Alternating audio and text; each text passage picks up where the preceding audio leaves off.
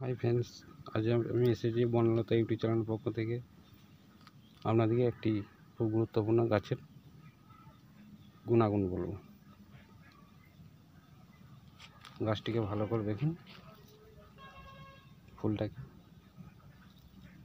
এই গাছটির কাজ হচ্ছে, যেসব ভাইরা মুরগি লড়াই করতে যান, বহু চেষ্টা করেছেন, মুরগি কোনো রকম পাচ্ছেন না, সেই সব ভাইরা লেগে। কারণ অনেকের তো মুরগি লড়াই নেশা আছে, বহুদিন ধরে লড়াই করছেন, মুরগি পাচ্ছেন না। কেউ হয়তো পেয়েও যাচ্ছে, কেউ পাচ্ছে না। খুব গুরুত্বপূর্ণ।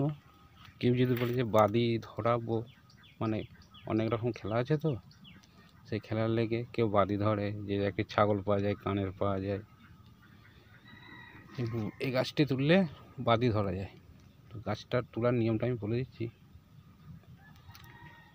এই গাছটি তোলার নিয়ম হচ্ছে অমাবস্যা কিংবা পূর্ণিমা। গাছটিকে তুলবেন,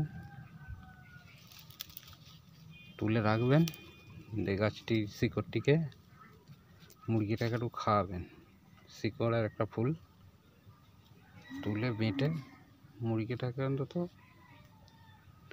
খেলা যখনই হোক না, খেলার অন্তত একটা টাইম দেয় যে অমুক দিনে এই মুরগিটা চার আছে, সেই টাইমে 7 দিন আগের থেকে মুরগিটাকে ফুলটা শিকড়টা ভাতের সঙ্গে হোক আর চালের সঙ্গে হোক, চালের সঙ্গে তো খেতে পারবেন, ভাতের সঙ্গে মাখিয়ে খাওয়াতে হবে। 7 দিন আগের থেকে খাওয়াবেন। দিয়ে মুরগি লড়াই যখন বেরোবেন, তো কার মুখ দেখা চলবে না।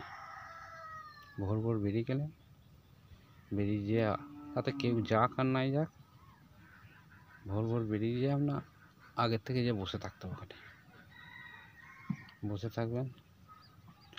অন্তত 2টো কি 3টে লড়াই বা ধরার পর তারপর 4 নম্বরে রাখার চেষ্টা করবেন,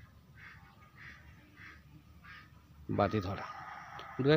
2-3টে মুরগি লড়াই হয়ে যাওয়ার পর 4 নম্বরে আপনি বাদি ধরার চেষ্টা করবেন, আমি বাদি দেখে আসবো। বাদি ধরবেন, এক ঘায়ে ঘায়ে অন্তত 4 থেকে 5টা মুরগি মারবে। এক ঘায়ে ঘায়ে 4 থেকে 5টা মুরগি মারবে। তো কিন্তু সব থেকে ভালো হয় 3টে মেরে দিলে আর না লাগানোই ভালো। কারণ কারো তো চোট লাগবে, চোটের ব্যাপারটা বলা যাবে না।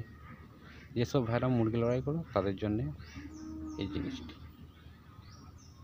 যদি ভালো লাগে একটা লাইক সাবস্ক্রাইব করবে, আর আমার চ্যানেলটিকে ফলো করবেন। ভালো ভালো গাছগাছরা আপনাদেরকে দেখাবো, ভালো করে ফলো করে রাখবো। ধন্যবাদ।